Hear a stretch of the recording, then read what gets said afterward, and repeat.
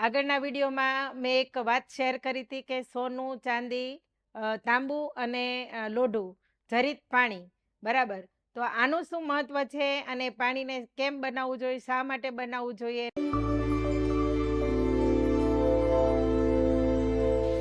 ખાસ કરીને આ જુદી જુદી ધાતુઓની અસર દરેક પ્રકારના આપણા અમુક અવયવોમાં અમુક પ્રકારની અસર એના પર નીવડે છે. તાંબુ છે તો તાંબુ જ્ઞાનવર્ધક છે, જ્ઞાન તંતુઓને સ્થિર કરવામાં મદદ કરે છે. દરેક પ્રકારની ફરિયાદમાં લોહીનું ઊંચું દબાણ, પછી આર્થરાઇટિસ પ્રોબ્લેમ, પોલિયાનો પ્રોબ્લેમ, માનસિક તણાવ અને કુષ્ઠરોગ.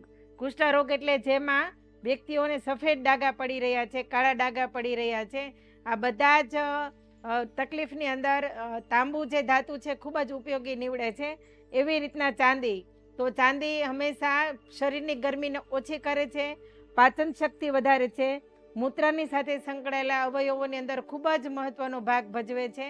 અને એટલા માટે સગર્ભા સ્ત્રીને પણ ચાંદીના વાસણમાં જમવું જોઈએ, ચાંદીના વાટકામાં જમાવેલું દહીં ખાવું જોઈએ, અને જેના કારણે એનું બાળક પણ બુદ્ધિજીવી બને, તૈલ બુદ્ધિનું બને, આવો પણ ઉલ્લેખ છે. સોનું હંમેશા શ્વસન ક્રિયામાં મદદ કરે છે. હૃદય, ફેફસા અને મગજ માટે જનરલ ટોનિક છે. સોનું એટલા માટે જ હંમેશા સોનાના ઘરેણાં છે કમરની ઉપર પહેરવાના હોય છે. અને ખાસ કરીને જે સ્ત્રીઓ મંગળસૂત્ર પહેરે છે, મંગળસૂત્ર પહેરવાનું કારણ છે કે સોનું હૃદયને અડતું રહે છે. તો લોઢું આપણા બોડીની અંદર જે આયરનની કમી છે એ પૂરી પાડવામાં મદદ કરે છે. અને એટલા માટે લોહ તત્વ વાળું પાણી પણ પીવું ખૂબ જ જરૂરી છે.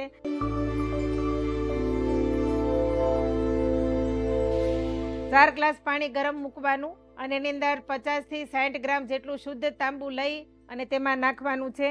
ત્યાર પછી ચાંદીવાળું પાણી 30 થી 40 ગ્રામ જેટલું ચાંદી લેવાનું છે, શુદ્ધ ચાંદી.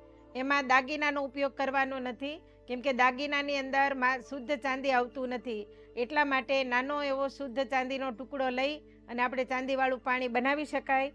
ત્યાર પછી છે સોનાનું પાણી. તો સોનું 10 થી 15 ગ્રામ સોનું, એને આપણે લગડી પણ લઈ શકાય અને એ દાગીનાના સ્વરૂપમાં પણ વાપરી શકાય, કેમ કે સોનાની અંદર કોઈ ધાતુ ઉમેરવામાં આવતી હોય તો તે તાંબુ છે. અને ત્યાર પછી છે લોઢું, કાટ વગરનું 50 થી 60 ગ્રામનો ટુકડો નેચરલ લોઢું નાખીને આપણે આ પાણીને 4 ગ્લાસ પાણીમાં આ બધી ધાતુ આપણે સાથે પણ ઉકાળી શકીએ છીએ અને એક એક ધાતુને ઉકાળીને પણ આ પી શકીએ છીએ. આપણે ચારેય ધાતુને એક સાથે પાણીમાં પણ ઉકાળીને લઈ શકાય. સોનું 15 ગ્રામ, ચાંદી 30 ગ્રામ, તાંબુ 60 ગ્રામ અને લોઢું 50 થી 60 ગ્રામ. આ રેશિયો છે. 25% પાણી બળી જાય અને 3 ગ્લાસ પાણી રહે ત્યારે પણ ઉતારીને પી શકાય છે. કપડાથી ગાળીને એને નરણા કોઠે પીવાનું હોય છે. અને ખાસ કરીને સવારમાં જે પાણી બનાવીએ ત્યારે પહેલું પાણી ખાલી પેટે 1 ગ્લાસ પીવાનું અને ત્યાર પછીનું વધેલું પાણી દર કલાકે તમે અડધો ગ્લાસ અથવા 1 ગ્લાસ પી શકો છો.